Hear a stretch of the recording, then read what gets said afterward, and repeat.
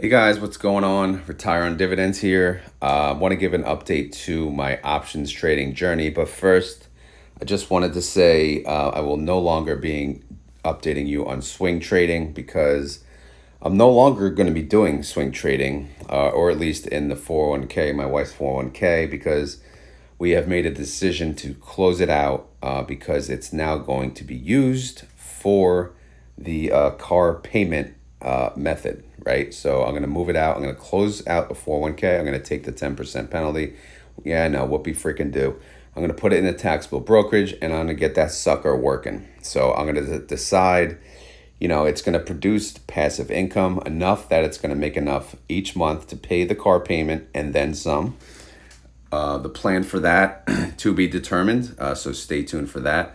But obviously, this is where we left off. I had a lot of outstanding investments. I didn't sell them yet, actually, but I will.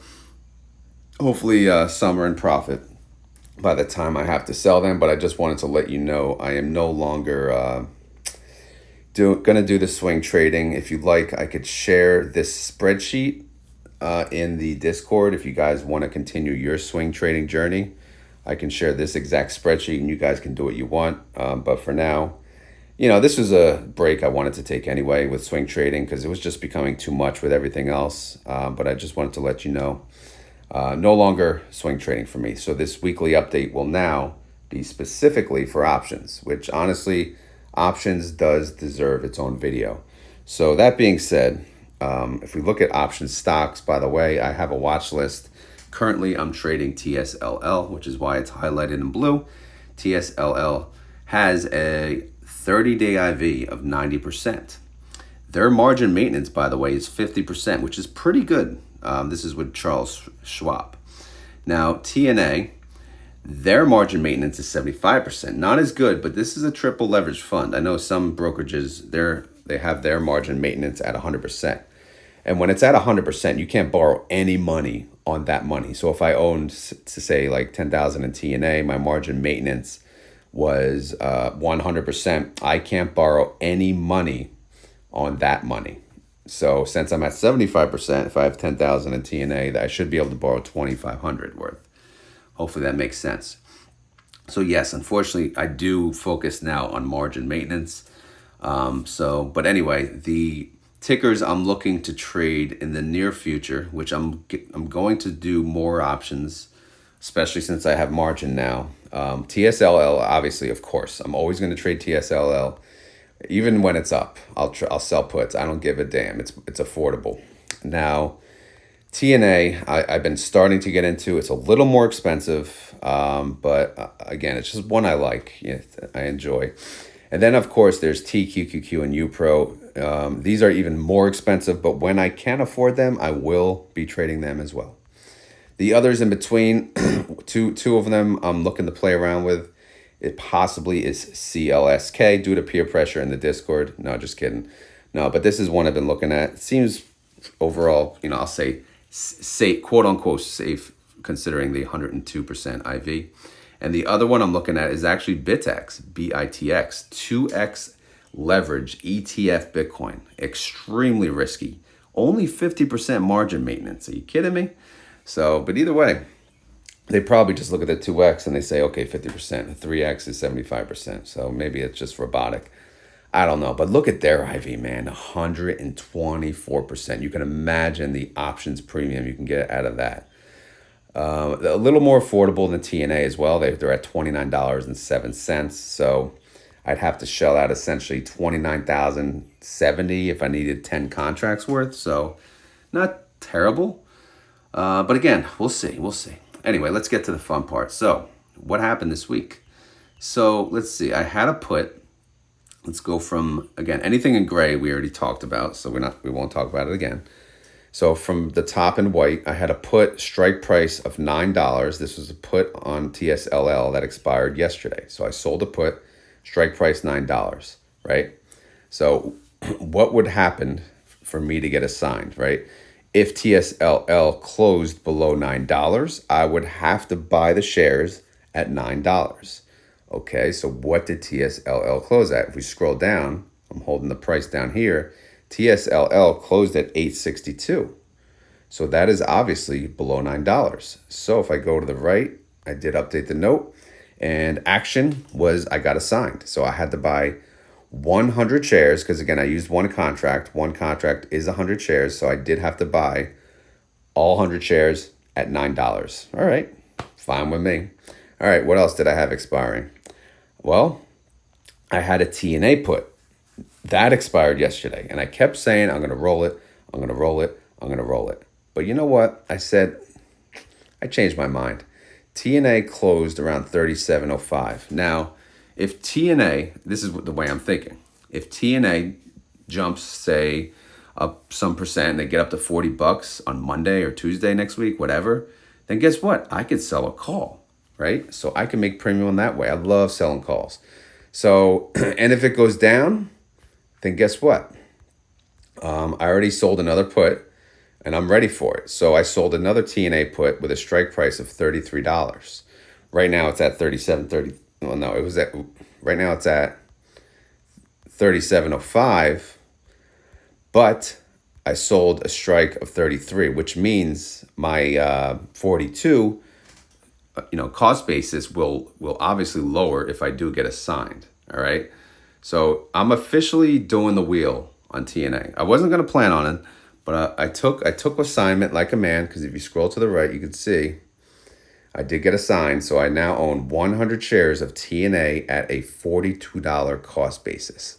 So since I'm in the wheel, that's why I sold another put on TNA. This was done yesterday, 33 strike. And what did I annualize? What's the annualized yield on that? That's about 60%. So again, it's 60. I could have went a little higher in strike price, but I decided to go way down because, well, that's my safety net. I did chart it, right? I did look at some charts here. I know I'm not a chart guy, but where the heck is it? Right here, right? So if you look at the 6-month chart on TNA, look, the high was, it looks like almost hit 50, but the low, right? The low hit like almost like 32 area, whatever. So I think 33 is kind of a good spot to, again, I'm not a chart guy, but I just do, like, sometimes I pull out the 6-monther and I see, okay, how bad can it get or how good can it get? And then I decide from there. So hopefully that helps. All right, let me go back to the sheet. So that's for TNA. More into that when we get to the wheel tab. So moving on, TSLL, I had another put. This time I had a strike price of $10. So obviously if the $9 strike got assigned, of course this one got assigned. So on top of the 9, the 100 shares I bought at 9, I had to buy 100 shares at 10. So I bought 200 shares yesterday with an average cost basis, we'll say, of $9.50. So that's fine. I'm all good with that. I wanted to have shares anyway. I also had one more put expiring at an $8.50 strike price. But again, since TSLL closed at $8.62, that's above $8.50, obviously. So I did not get assigned. So if you look at action, that one expired worthless. I also have another put that I opened last week, but again, that expires on the 16th, $8 strike price. Now, as far as this week is concerned, I did 4 transactions. I sold 3 different puts on TSLL, and then I sold the put I spoke of on TNA. So if you look at the TSLL puts, I scattered them, right? Because I already had an 8. So I sold a put on $7.50. I sold a put for $7, and I sold a put for $8.50. All of which are under my current cost basis of TSLL. So I am okay with getting assignment. I need to make sure when I sell these puts, again, this is just my strategy, I want to make sure that I'm okay with getting assigned, because it's very rare that I don't take assignment. Because again, I like the wheel. I like doing the whole wheel, right? Let it ride, let it move, let it play out. So how much did I yield on these transactions? Well, anywhere. The lowest was 119%. The highest was 267%, and the middle was 230%. So I'm pretty sure this is some pretty damn good income, right? Again, this is based on how much money I made in premium for the period of time, and comparing to how much money I put up. So you can see I made $52, $23, $56 from those. Obviously, action is blank because these are still open. And then, of course, the TNA we talked about. So overall for the month now, month of August, I'm sitting at $227 in premium income.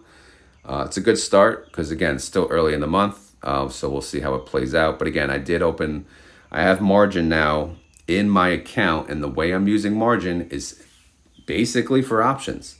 So instead of using my own cash when I sell puts, like normally when you sell puts, it holds your cash as collateral. I no longer have to use my cash. So I can use my margin as the collateral. And that's interest free until it gets assigned. So that's the beauty part of it. All right, so let's move on to the next tab. Wheel 1 is done. Obviously, I still owe you guys a video to summarize Wheel 1. But let's go to Wheel 2. So Wheel 2, if you look, I already had 200 shares. I got assigned at 11. I got assigned at 10. And then this past Friday, I got assigned at 10 and 9. So 400 shares, I am now the owner of TSLL. I own 400 shares at a $10 average cost basis. Again, this is not considering the premium, right? Some people consider their premium in their cost basis. So in that example, my cost basis obviously would be in the like $9 range or something, because I'm keeping the premium is income. I'm not touching that. All right. So I'm just focusing on the cost basis from the strike. So TSLL is currently at $8.62. So my cost basis is $10. So as you can see, my put party is pretty busy. I got 4 different contracts. 7, 750, 8, and 850. If I get assigned on any one of these, it is a great thing. Why? Because my cost basis will go from 10, obviously, way down. So next week, what is the plan? Well, it all depends on TSLL. If TSLL jumps up to $9, $9.50, $10, I will sell calls.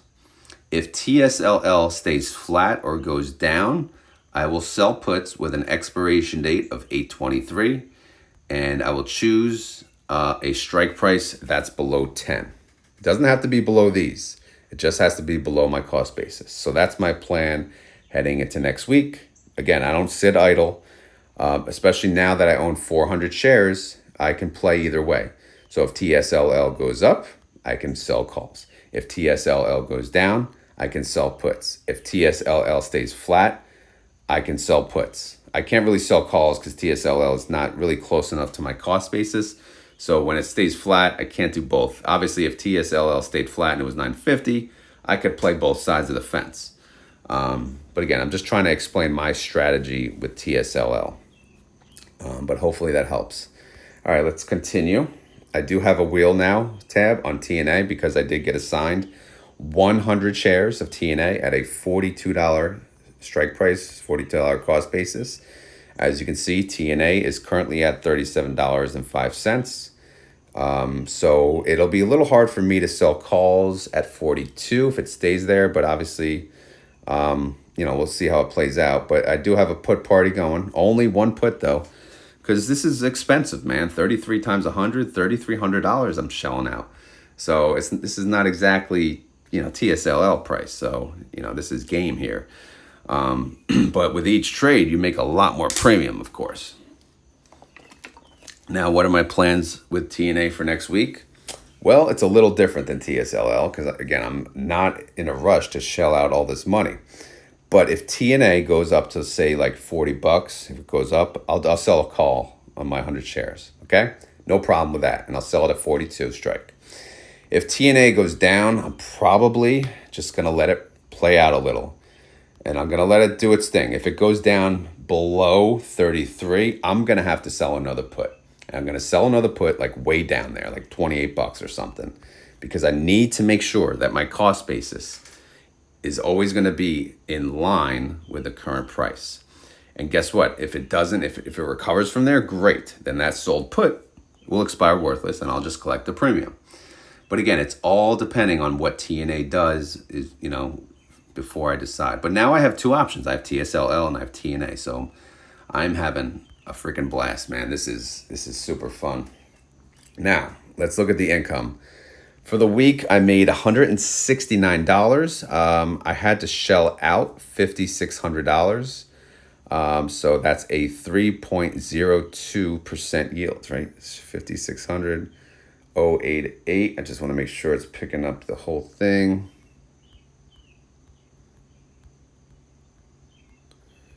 Yeah, 88 is the last field. Okay. As I had, yeah. Okay, so that makes sense. All right, so yeah, so I yielded about 3% this week based on how much I shelled out. So that's good. Now, retire on options, I should say. Again, this is hypothetical. This is just playing around with numbers. How much do I need to retire? How much do I need to make to retire? About 200K, right? Plus or minus. Now, with an annual income of 200K, how much do I need to do options?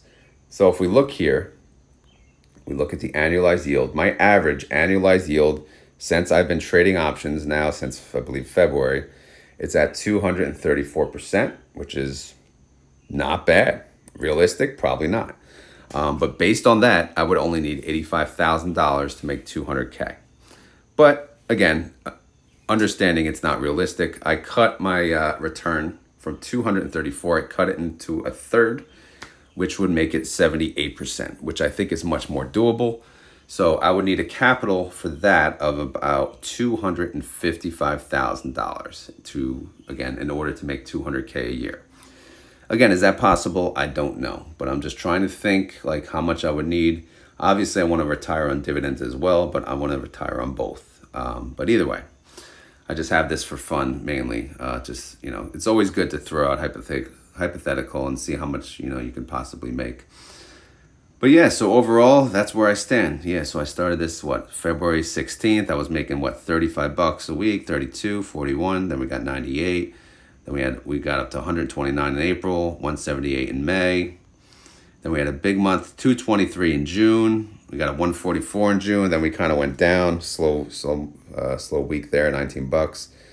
But then August has been a pretty good month, 235, 169. So again, not bad. So yeah, that's the update on my options trading journey. I hope this helps. Let me know if it does in the comments down below. If you enjoy this content, obviously, if you can hit the like button, it goes a long way. This is one of my most unpopular video based on views, but I wanted to make it my most popular video because I love talking about, my own options trading journey. Obviously, I love talking about the option income ETFs as well, but it is a lot more fun when you do options yourself.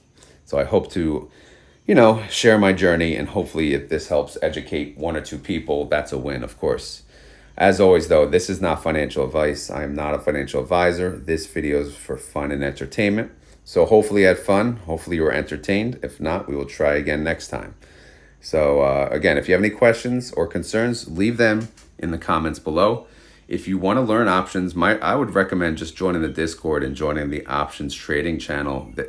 There's a lot of people who know a hell of a lot more than me, and they are very nice, and they respond to any questions that do come up. Of course, I do my best as well, and I'm probably in that channel more than any of the others. Although my Yield Max channel is the busiest. It's like a war channel, right? People arguing back and forth about what's better, this and that, or if these funds are worth it, or if they're going to be around, blah, blah, blah, blah, blah. But options is just calculated, okay, helping each other out, making income here and there. All right, guys, if you made it this far in the video, I just want to say thank you. Thank you for watching. I don't really do a keyword on this video, but again, just, thanks for watching. Let me know what you're trading options on. Let me know do you have a goal for weekly income? Do you have a goal for monthly income on options? And if so, are you living off of that income, or are you just reinvesting it? Either way, let me know. If you're retired on options income, also, I definitely want to know about that.